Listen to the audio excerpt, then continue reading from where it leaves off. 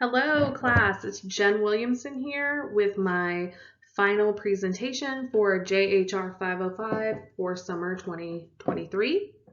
My final project is entitled Stop Calling It an Immigration Crisis, Gender-Based Violence at the U.S.-Mexico Border. So why did I pick this topic? I have always found myself drawn to gender-based issues. I've always leaned my research to anything that has to do with that subject, and all of my volunteer advocacy efforts have been centered around reproductive rights, healthcare, and gender equality.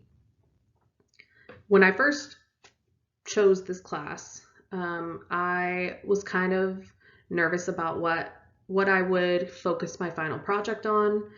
But once we read Jason De Leon's The Land of Open Graves in Module 1, I found myself drawn to how awful and how difficult that imagery was, specifically in that work. And I started to get my wheels turning. And I thought back to a class that we had taken with Dr. Poe last semester, and we read about the femicide in Mexico. So I said, naturally, once I started researching, the subject kind of popped out at me. And thus, my topic for this paper was born. So for the purpose of this assignment, we'll go over the introduction, theoretical framework, and the definitions within the theoretical framework that I have chosen to discuss, methodology, case study, and summary.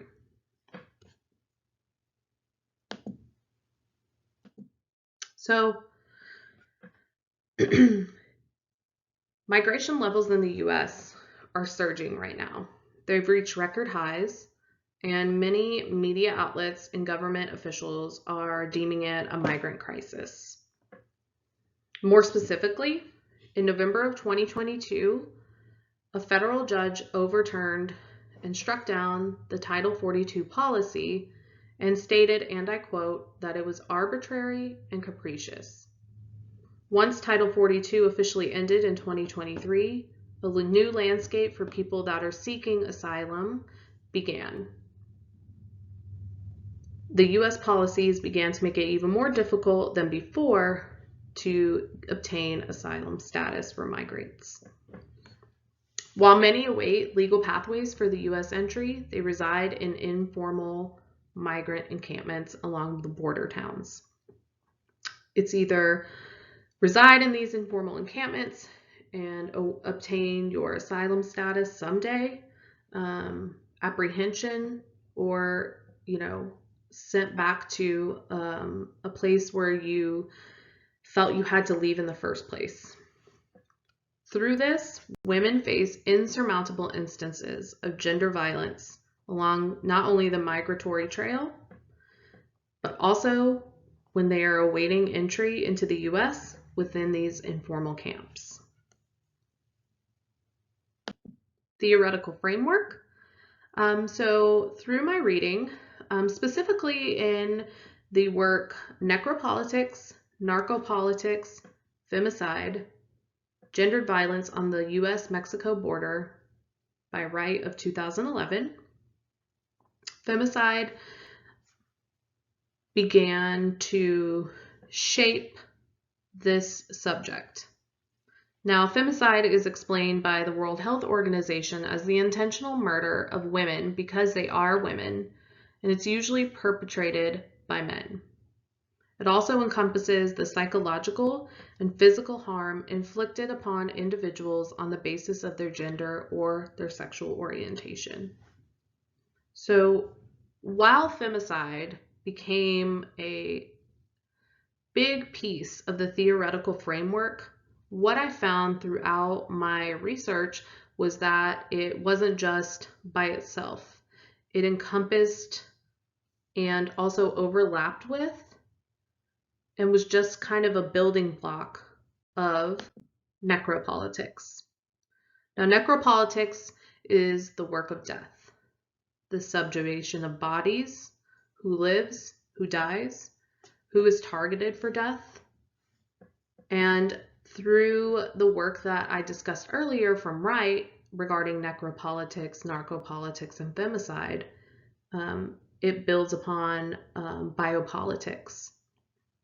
So all of these things are interconnected, these terms, and they kind of provide the outline to discuss the violence that women face as they migrate on the migratory trail and seek asylum and end up in informal encampments. We couldn't talk about this subject without white nationalism and Christian nationalism. Why is that important to the subject? So it contributes to anti-immigration attitudes.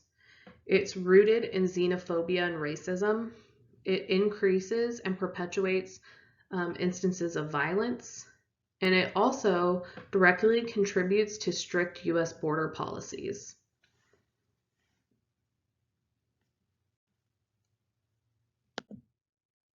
Methodology.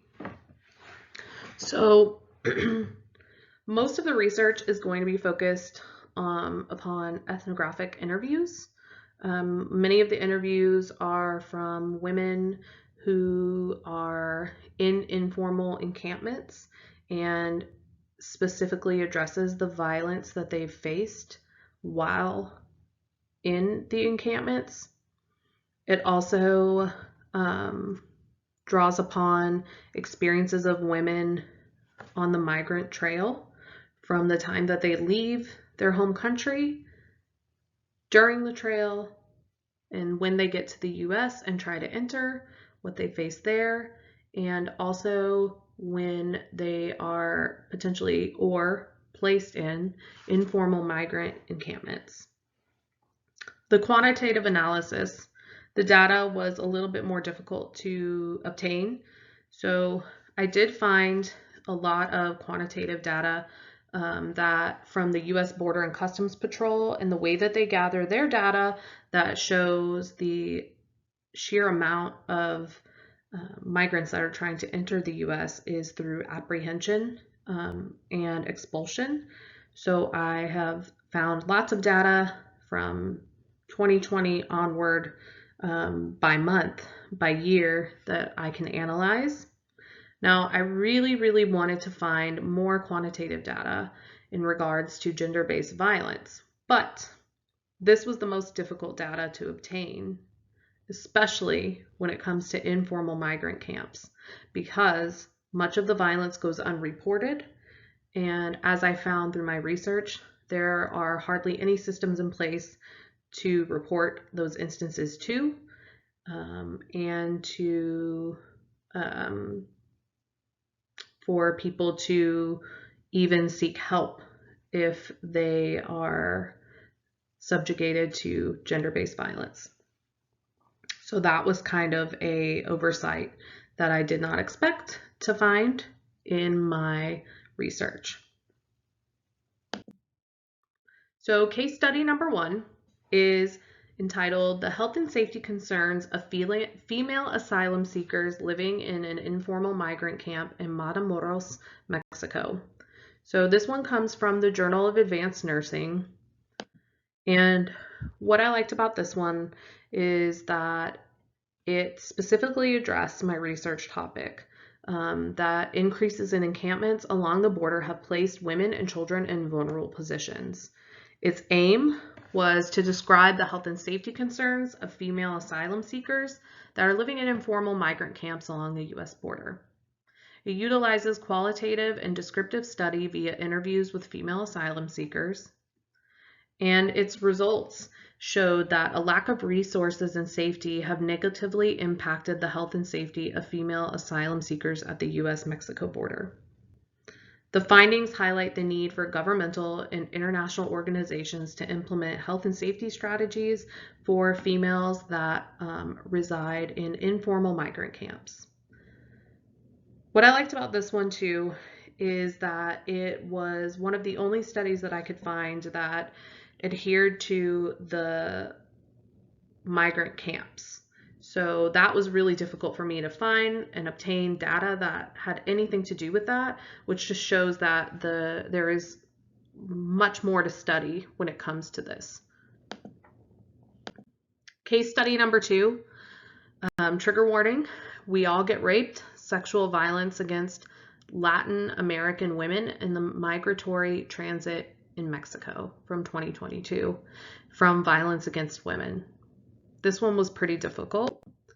The background of this one is that female migration numbers have increased, and with it, gender-based violence for asylum seekers. It aims to provide visibility to the issues of sexual abuse and other forms of violence that women experience during the migration.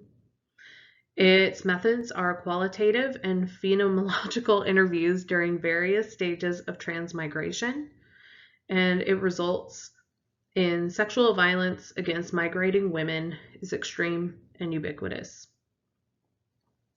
The conclusion of this study is that changes in migration policies and improvement of conditions for migrating women must happen in order to improve their experiences on the migratory trail. This is a quote from that case study. This comes from Victoria, a 26-year-old trans migrant woman, and she stated, "They rape us all. Most are raped. Others are rarely found or killed too." So the conclusion of the study: strict U.S. immigration policies at the U.S.-Mexico border greatly contribute to the gender-based violence of female asylum seekers. Little to no oversight or safety measures are in place for women. No accountability for those who commit heinous acts. Violence is seemingly allowed to continue. It's not a migrant crisis. The gender-based violence that women experience during their journey to seek asylum at the U.S.-Mexico border is a human rights crisis. And we should begin to shift the narrative and policies to reflect that. Thank you for your time and your feedback. I welcome it. Looking forward to working with you all.